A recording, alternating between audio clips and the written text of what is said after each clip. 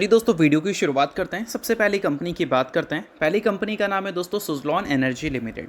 But इसको discuss करने से पहले अगर आपने अभी तक चैनल को सब्सक्राइब नहीं किया है तो चैनल को सब्सक्राइब करके बेल आइकन को प्रेस कर लो और सेबी रजिस्टर्ड रिसर्च एनालिस्ट के टेलीग्राम चैनल को भी ज्वाइन कर लो, जिसका लिंक आपको डिस्क्रिप्शन में दिख जाएगा। और एक डिस्क्लेमर भी है, जो भी न्यूज़ एंड अपडेट्स हम लोग कवर करेंगे वो सारी एजुकेशन पर्पज़ के लिए हैं, सीखने के लिए हैं। तो उसको किसी भी तरह का इन्वेस्टमेंट एडवाइस मत समझना, खुद से भी रिसर्च और एनालिसिस कर सकते हैं। तो चलिए दोस्तों वीडियो की शुरुआत करते हैं। सबसे पहले बात करते हैं सुज़लॉन एनर्जी से रिलेटेड कुछ इंपॉर्टेंट न्यूज़ एंड अपडेट्स के बारे में। दोस्तों सुज़लॉन की बात करें तो आज के दिन ये कंपनी हमें ज़बरदस्त फोकस में देखने को मिल रही थी। अब इसका सबसे बड़ा कारण क्या है? सबसे बड़ा कारण है इसका परफॉर्मेंस। आज के दिन सुज़लॉन में गिरावट छोटा मोटा नहीं, काफ़ी बड़ा देखने को मिला और गिरावट का नंबर अगर देखोगे तो वो 10% तक है। और गिरावट का सबसे बड़ा कारण है कंपनी के मार्जिन्स। आज के दिन जो Q1 इसने रिपोर्ट किया उसमें मार्जिन्स को देखकर मार्केट काफ़ी ज़्यादा डिसअपॉइंट हुई है। और वही रेवेन्यू की बात करें तो वहाँ पर हमें 22% की ग्रोथ देखने को मिली है। मार्जिन्स का गिरना मतलब कंपनी के प्रॉफिट का गिरना। मार्जिन्स अगर ज़्यादा रहेगा तो प्रॉफिट भी ज़्यादा रहेगा और मार्जिन अगर कम रहेगा तो अल्टीमेटली प्रॉफिट भी कम रहेगा, सिंपल बात है। और आज के दिन जो Q1 कंपनी ने शो किया उसमें रेवेन्यू हमें 22% से ग्रो करती हुई नज़र आई है। अगर पिछले साल के Q1 से कंपेयर करें तो 3829 करोड़ का रेवेन्यू इसने शो किया है। और इबिट्टा को अगर आप देखोगे तो पिछले साल के Q1 में ऑलमोस्ट 600 करोड़ का इबिट्टा था। इस बार भी ऑलमोस्ट 600 करोड़ है, बट पिछले साल के मुकाबले 4 करोड़ कम है। मार्जिन्स की बात करें तो 350 बेसिस पॉइंट से ये हमें पिछले साल के मुकाबले कम होता हुआ दिखा है। और 350 बेसिस पॉइंट का मतलब है 3.5%, यानी कि पिछले साल 19% का मार्जिन था और इस बार ये नंबर गिरकर 15.5% पे आ चुका है। और इसके सभी सेगमेंट्स को देखोगे तो हर दूसरा सेगमेंट आपको अच्छा ही परफॉर्म करता हुआ दिख जाएगा। अब दोस्तों वीडियो में आगे बढ़ने से पहले बात कर लेते हैं सेबी रजिस्टर्ड टेलीग्राम चैनल के बारे में, जिसको आप ज्वाइन कर लो। लिंक इसका डिस्क्रिप्शन में दिख जाएगा। ज्वाइन करने का सबसे बड़ा बेनिफिट ये है कि जिस हिसाब से मार्केट में अप्स एंड डाउन दिख रहा है, ऐसे टाइम पर हर दूसरी कंपनी के एनालिसिस बहुत ज़्यादा इंपॉर्टेंट है। तो यहाँ पर आपको सभी कंपनी के टेक्निकल्स को एनालिसिस कर अपडेट होता हुआ देखने को मिल जाता है, जो कि हर किसी के लिए काफ़ी ज़्यादा यूज़फुल है। और इसके लिए आप चैनल को ज्वाइन कर फ्री में आप चेकआउट भी कर सकते हैं इन कंपनी के प्रॉपर टेक्निकल्स, जिससे आपको आइडिया लगेगा कि अभी इन कंपनी में क्या चल रहा है। तो without wasting any time link description में है, लिंक की तरफ जाकर चैनल को फ्री में ज्वाइन कर लो। तो सबसे पहले रिन्यूएबल एनर्जी सॉल्यूशन बिजनेस को देख लेते हैं। तो वहाँ पर जो पिछले साल आने वाला रेवेन्यू था वो 2494 करोड़ था, बट इस बार सीधा वो 3100 करोड़ के ऊपर जा चुका है। Renewable energy asset management services वाला जो रेवेन्यू है वो इस बार 632 करोड़ है, जो कि पिछले साल के Q1 में 584 करोड़ ही था। फाउंड्री एंड फॉर्गिंग बिजनेस से आने वाला रेवेन्यू इस बार मात्र 126 करोड़ है, जो कि पिछले साल 146 करोड़ था। सिर्फ यही एक सेगमेंट है जहां पर परफॉर्मेंस आपको सुज़लॉन एनर्जी की अच्छी नहीं दिखेगी। बाकी जो मेन कोर सेगमेंट है वहाँ पर परफॉर्मेंस हमें अच्छी ही दिखी है, क्योंकि भाई इस क्वार्टर में अगर देखोगे सुज़लॉन की ओवरऑल डिलीवरीज को तो वो हमें 506 मेगावाट के देखने को मिलेंगे। और पिछले साल के Q1 से इस बार 14% ज़्यादा डिलीवरीज हमें देखने को मिली हैं। और कमीशनिंग की बात करें तो वो मोर देन डबल है। पिछले साल 269 मेगावाट का था, इस बार ये डबल से भी ज़्यादा हो चुका है। तो कहीं ना कहीं ये बहुत अच्छी बात है अगर हम सुज़लॉन के मेन कोर बिजनेस की बात करें। बाकी अगर मार्जिन्स वाला प्रॉब्लम देखने को नहीं मिलता तो ये नंबर को हो सकता है कि बाज़ार रिस्पेक्ट भी करती हुई नज़र आती, क्योंकि पिछले एक साल से कंसिस्टेंट सुज़लॉन एनर्जी के जो रेवेन्यू है और प्रॉफिट है वो ज़बरदस्त तरीके से ग्रो करते हुए नज़र आ रहे हैं। और जो प्रॉफिट ग्रोथ है वो रेवेन्यू ग्रोथ के कंपैरिजन में बेहतर तरीके से ग्रो हो रहा है। बट इस बार वो चीज़ें देखने को नहीं मिली, इसी वजह से सुज़लॉन में ह्यूज करेक्शन भी दिखा। और सुज़लॉन के टेक्निकल्स को भी हम लोग डिस्कस करते हैं, बट सेबी रेगुलेशंस के हिसाब से ये चीज़ों को डिस्कस यूट्यूब पर नहीं किया जा सकता। तो इस वजह से सेबी रजिस्टर्ड रिसर्च एनालिस्ट के टेलीग्राम चैनल पे आ जाओ।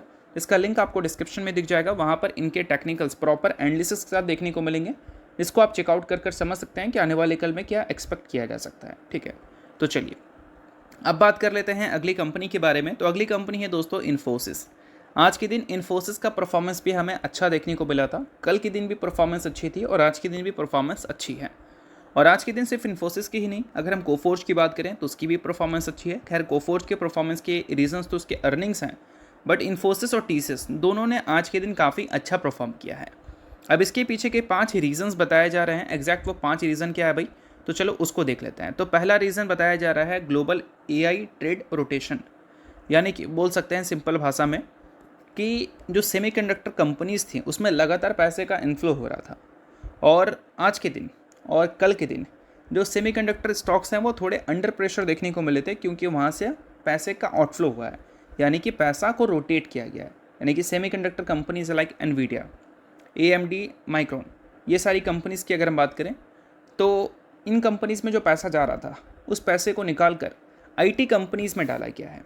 इस वजह से Indian IT ADR out perform किया है एनवीडिया, AMD एंड माइक्रोन को। तो जब सेक्टर रोटेशन होती है तो अक्सर एक सेक्टर में गिरावट होता है और दूसरा सेक्टर अच्छा करता है। अगर हम बात करें IT सेक्टर के ही बारे में, तो IT सेक्टर से लगातार पैसे का आउटफ्लो हुआ था। किस लिए भाई? जो कंपनीज AI में बिज़नेस कर रही थी, जो कंपनीज सेमीकंडक्टर में अपने बिजनेस को एक्सपैंड कर रही थी, उन कंपनीज़ के पास बेटर ग्रोथ अपॉर्चुनिटीज़ थी, और AI के कारण इंडियन IT कंपनीज़ के लिए, ग्लोबल IT कंपनीज़ के लिए एक डिस्ट्रप्शन वाली चीज़ें थी। तो इस वजह से पैसा IT कंपनी से आउटफ्लो हो रहा था और उन कंपनीज़ में इनफ्लो हो रहा था।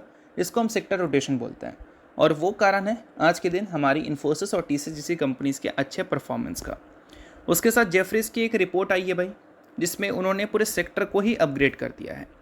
पहले उन्होंने कुछ और रेटिंग दिया था, बट अभी उन्होंने कुछ और रेटिंग दिया है।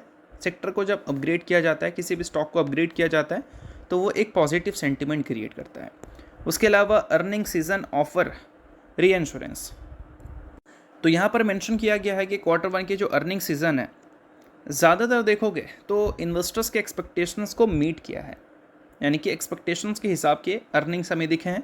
तो ये भी एक काफ़ी बड़ा कारण है कि हमारे IT कंपनीज़ अर्निंग्स के बाद से अच्छा परफॉर्म करती हुई दिख रही है। सिर्फ इन्फोसिस के ही गाइडेंस उतनी अच्छी नहीं थे, इस वजह से इन्फोसिस के अर्निंग्स के बाद का जो परफॉर्मेंस है वो बहुत अच्छा नहीं था।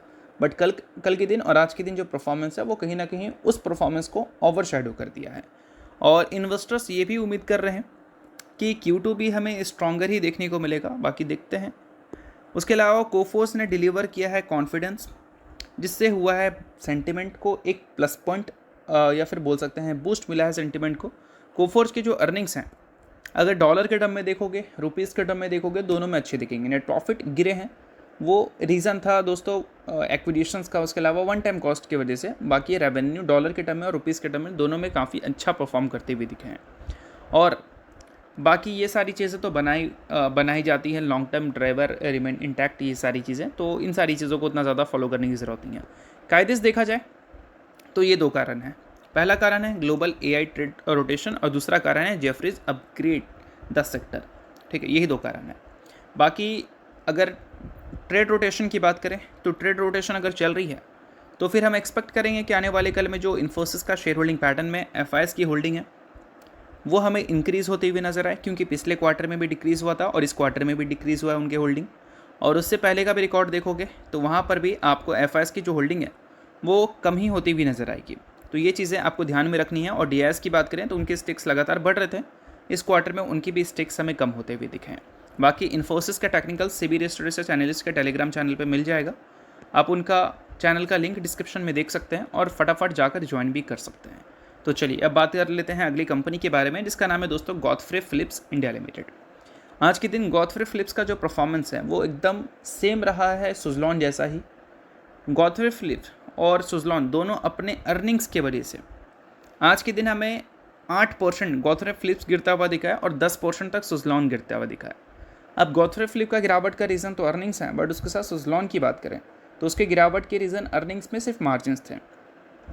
बट अगर हम गॉडफ्रे फिलिप्स को ही सिर्फ चेकआउट करें तो यहाँ पर एक पॉइंट है जो कि आपको ध्यान में रखनी है। गिरावट का मेन कारण पता है क्या है? अभी गवर्नमेंट ने हाल ही में हायर एक्साइज ड्यूटी लगाया था, यानी कि सिंपल भाषा में बोल सकते हैं टोबैको के ऊपर जो टैक्सेस लगता है उसको गवर्नमेंट ने बढ़ा दिया था। इससे प्रॉफिटेबिलिटी इम्पैक्ट हुई है इन कंपनीज़ के। अगर Q1 के नंबर्स को देखोगे तो नेट प्रॉफिट इस बार हमें ईयर ऑन ईयर बेसिस पर 44% गिरते हुए दिखे हैं।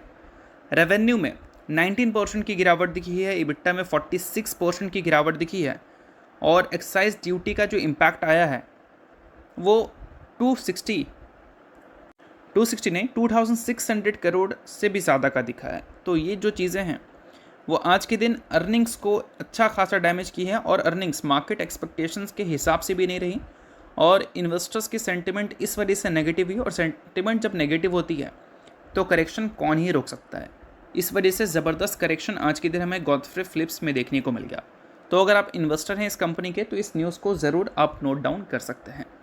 बाकी नेक्स्ट कंपनी की बात करें तो नेक्स्ट कंपनी है दोस्तों आस्था स्पिनटेक्स। हाल ही में कंपनी के बोर्ड ने 1:1 के रेशो में बोनस और डिविडेंड की अनाउंसमेंट की है। सो अगर आप इस कंपनी के इन्वेस्टर हैं तो इस न्यूज़ को आप नोट डाउन कर सकते हैं, और अगर आप इन्वेस्टर नहीं हैं आप इग्नोर भी कर सकते हैं। न्यूज़ थी इस वजह से मैंने बता दिया, बाकी ये किसी भी तरह का रिकमेंडेशन नहीं है। तो होप करता हूँ ये वीडियो आपको अच्छा लगा। वीडियो लाइक कीजिए, पहली बार सब्सक्राइब कीजिए। वीडियो के लिए बहुत बहुत शुक्रिया।